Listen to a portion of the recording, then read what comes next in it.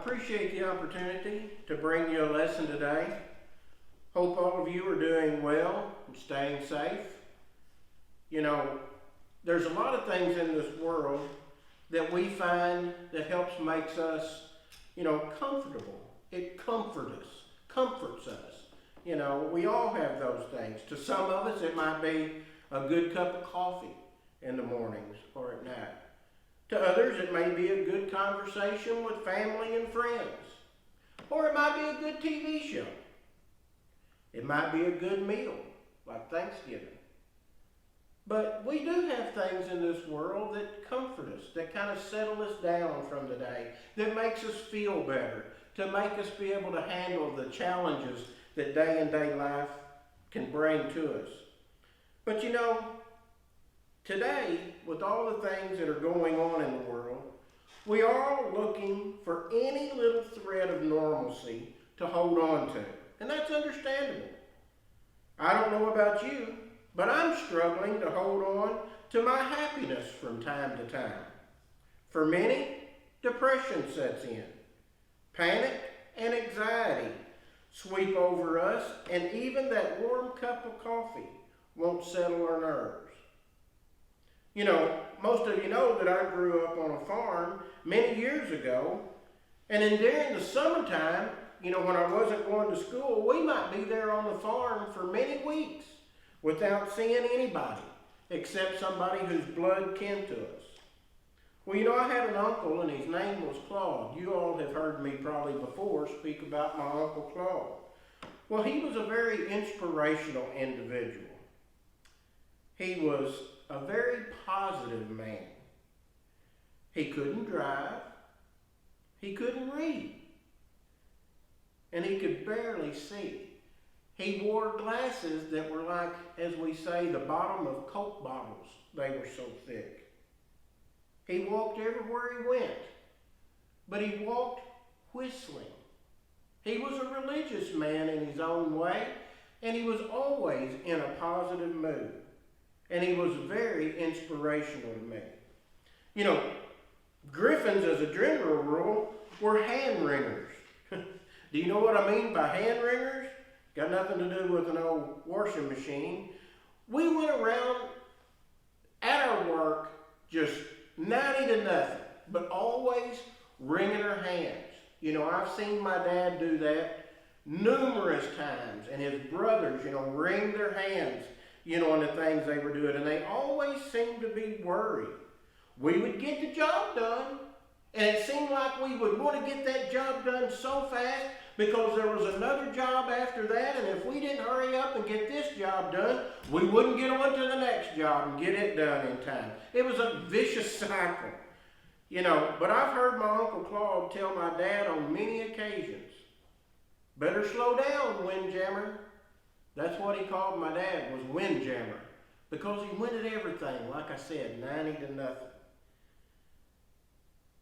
We were in reality, though, a worried, depressed bunch of people, content with the way things were, but often worried and depressed. Now, hopefully, you might say that I don't seem that way to you. Well, believe me, I fight it sometimes, and I fight it a lot sometimes. I hope it don't show, and I hope I'm doing a good job fighting it. But let me tell you a little story. 40 years ago, this next February, Laura and I started dating. I was 16 years old. 40 years ago, I started coming to church at the Lilburn Church of Christ with many of you. Some have gone on, and many that attend now weren't even born yet. Going on 5 years after we started dating, and many worship services later, Laura and I got married. She changed her name, and just shortly after that, I changed my name. I laid down the hand-wringing and worrying attitude that was bred into me. You see, I wasn't just a Griffin anymore. I was a Christian. God gave me a gift beyond measure through His Son, Jesus Christ. I want to read something, and you turn and read with me too, if you will. Turn to the book of Philippians, and I want to read Philippians chapter 4, and mainly verse 13, but let's back up a little bit to verse 11. 11 through 13. Not that I speak in respect of want, for I have learned, in whatever state I am, therewith to be content.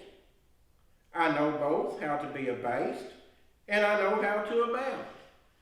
And everywhere and in all things I am instructed both to be full and to be hungry, both to abound and to suffer need. And this is a verse that I want us to remember. I can do all things through Christ, which strengtheneth me.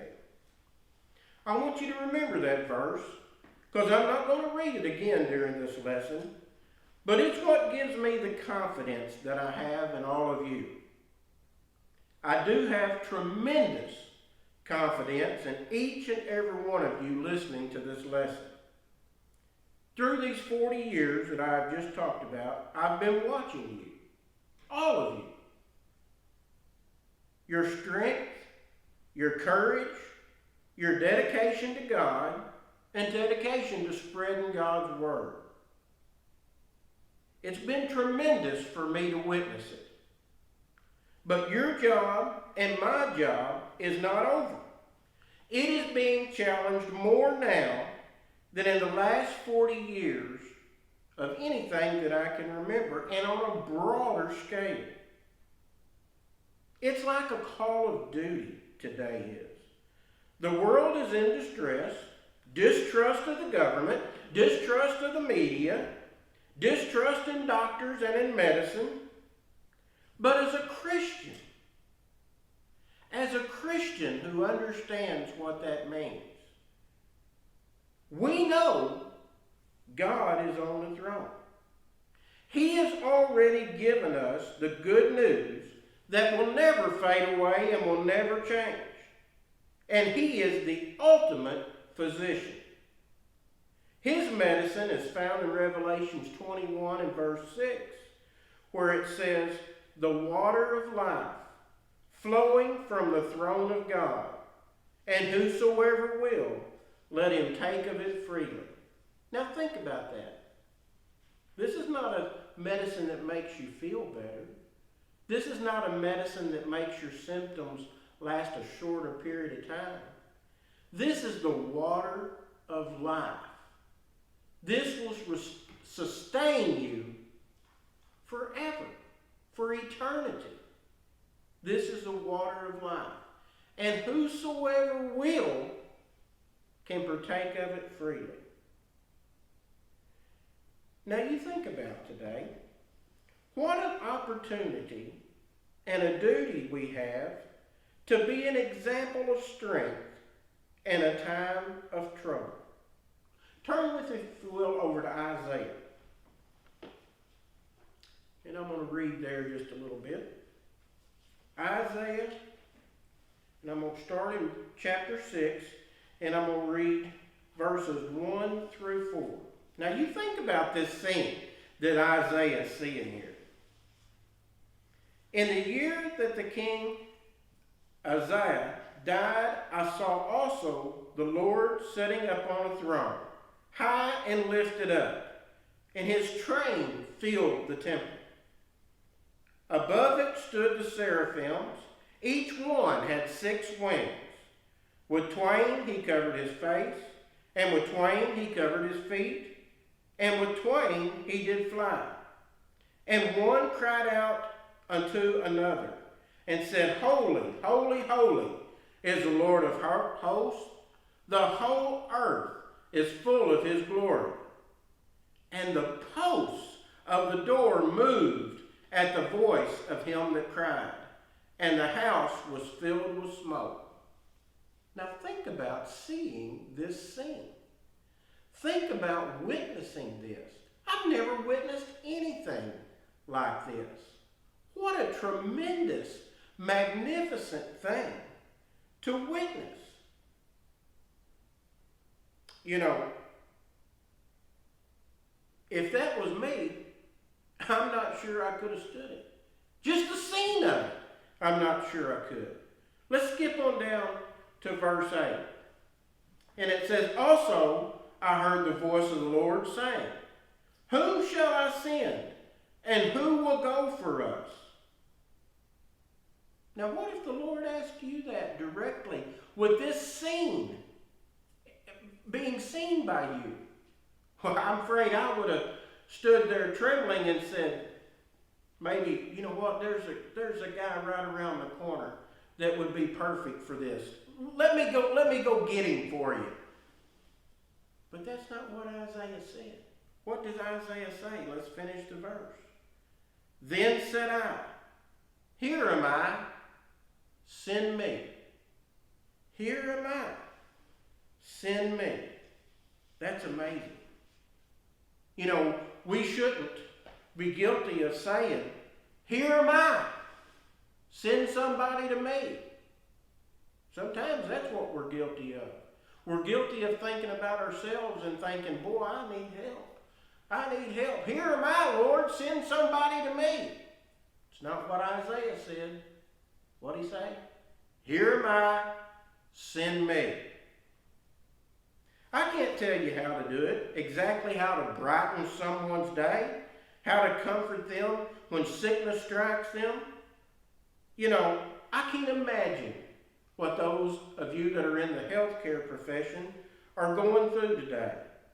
Facing all the struggles that people are going through, not being able to see their families, facing death in a lot of situations through this virus.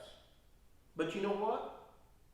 The responsibility falls on all of us to help the people in this world. You know, how to lift people up when they can't see their families? I'm not exactly sure how to do that, but I know we can. I know we can do it. I know you can. I've seen it. I've seen you do it. I've seen each and every one of you in struggles in your lives do the right thing, to smile and to help somebody. You know, we're Christians. We can do it. We should not just have on the armor of God ready to defend what we believe. Yes, obviously we should have that. But we should be ready to go. Here am I. Send me. We tend to want to believe that this is all new. This kind of thing that we're seeing today, this kind of virus that seems to be spreading like wildfire, all the things that's going on in the government, all the things that you see in the news, this is all new. Well, it's not new. You know, my family growing up, and probably some of you have experienced the same thing. You know, my family growing up, you know, anytime anything bad happened, of any kind of size, they'd wring their hands again and they'd say, it's the end of time. This is a sign of the end of time. It's at hand. It's coming soon. The world's going to end. Well, the world is going to end. And this whole world is going to be folded up. But you know, we've been in the last days now for over 2,000 years. This is not new to God. Nothing we're seeing today is new to God. It's new to us. It stands out to us because we've never seen it. But let me tell you, this whole world has. And God has seen it. He's not surprised by any of it. And He has not left us unprepared to handle it. We were never promised a cushy life. We have had for years those nice times, those wonderful things that we have in our lives. But you know what? Those are just blessings. They're not promises. God blesses us with the nice things that we have, with the nice times that we have, with the nice visits we have with family. But that hasn't always been part of our history. There's been times when sickness has struck this world in worse ways than it is now. When we've been subjected to things like not only can we not meet for a few Sundays because sickness is spreading, but because in danger of being killed by man. This is nothing new. It's just new to us. But God has left us prepared for that.